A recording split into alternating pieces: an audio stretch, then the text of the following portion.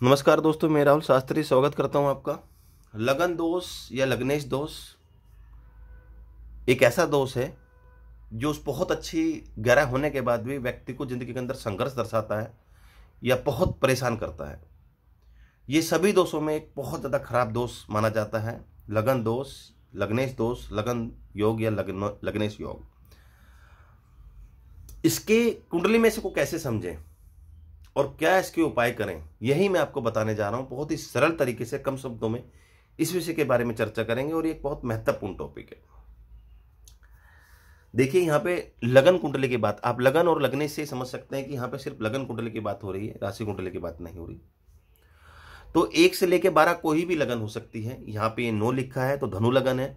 इसी प्रकार 1 हो सकता है मेष लगन हो सकती है, 2 लिखा है वृषभ लगन हो सकती है, 3 हो सकता है मिथुन लगन हो सकती है, 4 हो सकता है कर्क लगन हो सकती है, 5 लिखा है सिंह लगन हो सकती है, 6 कन्या लगन हो सकती है, 7 तुला लगन हो सकती है, 8 वृश्चिक लगन हो सकती है, 9 लिखा है धनु लगन हो सकती है, 10 और 11 मकर और कुंभ लगन हो सकती है और 12 मीन लगन होती है।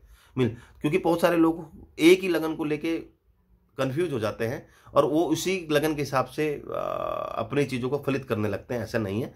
हर लगन के अंदर अलग अलग ग्रहों को अलग अलग रिस्पॉन्सिबिलिटी दी गई है और हर लगन के अंदर ग्रह अलग अलग जगह बैठ सकते हैं। तो आपको ये ज्योतिष समझनी है।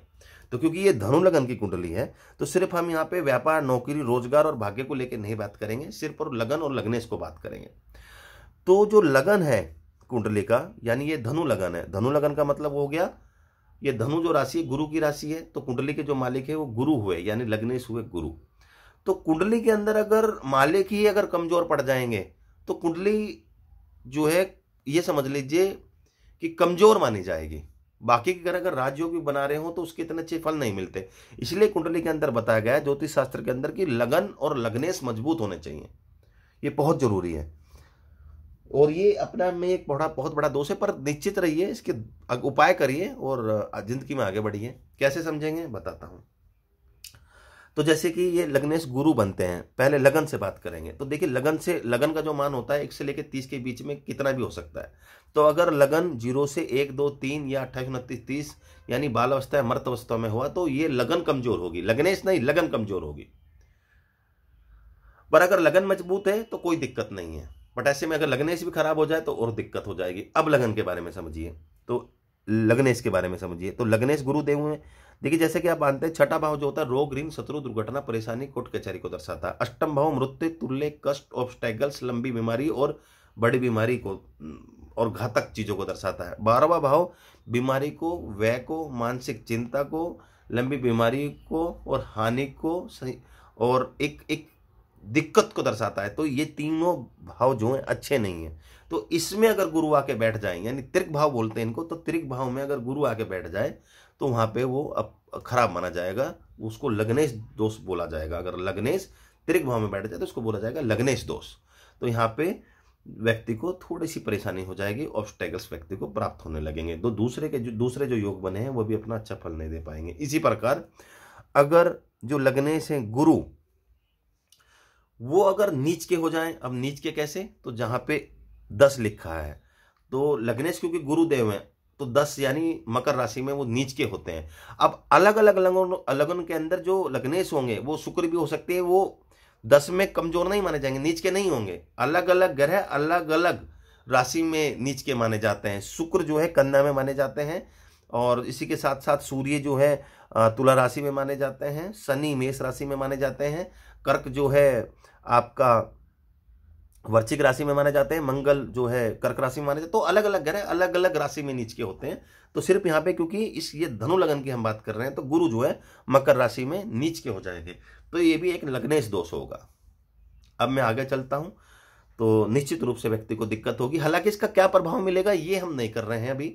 जैसे कि अगर लग्नेश दूसरे भाव में नीच के हो गए तो व्यक्ति को संघर्ष मिलेगा, कुटुंब का साथ नहीं मिलेगा, पैसों की हानि होगी, सेविंग नहीं कर पाएगा, धन समृद्धि में दिक्कत होगी, संतान को लेकर चिंता, शिक्षा को लेकर चिंता, जो कि एक कुंडली एनालिसिस है उसके बारे में नहीं बात कर रहे हैं, सिर्फ लगन और लग्नेश दोष की बात कर रहे हैं। तो यहाँ पे दूसरे भाव में भी वो कमजोर माने जाएंगे। अब अगर गुरु की डिग्री कम हो जाए, यानी वो 0, 1, 2 या फिर 29, 30, 28 इस तरह की अगर डिग्री है, 0 से लेकर 30 की डिग्री होती है। कोई भी ग्रह 10 के 20 में अच्छा माना जाता है, फिर 12 से 18 के बीच में हो तो पूर्ण किशोर अवस्था, इसमें तो और अच्छा माना जाता है। तो अगर डिग्री बल नहीं है ग्रह में तो भी कमजोर माना जाएगा, तो भी लग्नेश दोष की संज्ञा में आएगा जातक। अब और क्या हो सकता है, तो जैसे मैंने बोला त्रिक भाव में नीच का अंश का अगर अस्त हो गया, यानी गुरु सूर्य किसी भी ग्रह के साथ बैठ सकते हैं और उसको अस्त कर सकते हैं। अगर कुंडली में सूर्य बैठ गए गुरु के साथ और दोनों की डिग्री डिफरेंसेस बहुत कम है तो निश्चित रूप से गुरु अस्त होंगे। इस कंडीशन के अंदर भी गुरु को पीड़ित माना जाएगा, कमजोर माना जाएगा और गुरु हो जाएंगे निश्चित रूप से खराब फल देने के लिए बाध्य। तो ऐसे में आप उपाय क्या करें, ये सबसे ज्यादा महत्वपूर्ण है।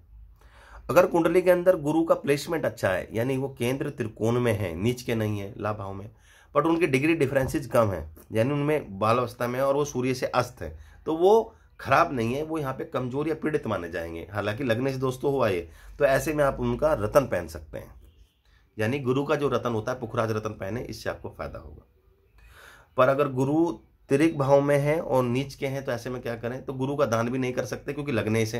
यहाँ पे आपको ये बात समझनी है, यानी आप चने की दाल का दान ना करें, तो ऐसे में आप क्या करें, तो आपको गुरु का बीज मंत्र करना है, यानी ओम ब्रीम बृहस्पते नमः, इसका आप जाप करिए। इससे आपको निश्चित रूप से फायदा होगा, लाभ मिलेगा, तरक्की प्राप्त करेंगे, भाग्य का आपको पूर्ण रूप से साथ मिलेगा। तो दोस्तों बहुत ही सरल तरीके से और कम शब्दों में मैंने आपको बताया लग्नेश दोष या लगन दोष किसे कहते हैं। अगर मेरी वीडियो अगर अच्छी लगी तो लाइक करना और चैनल को सब्सक्राइब करना मत भूलिएगा। डेफिनेटली हम अपनी ज्योतिष सिखाने की श्रृंखला को जारी रखेंगे और मिलता हूं दोस्तों, आपको एक और बहुत अच्छे टॉपिक को लेकर आऊँगा। धन्यवाद।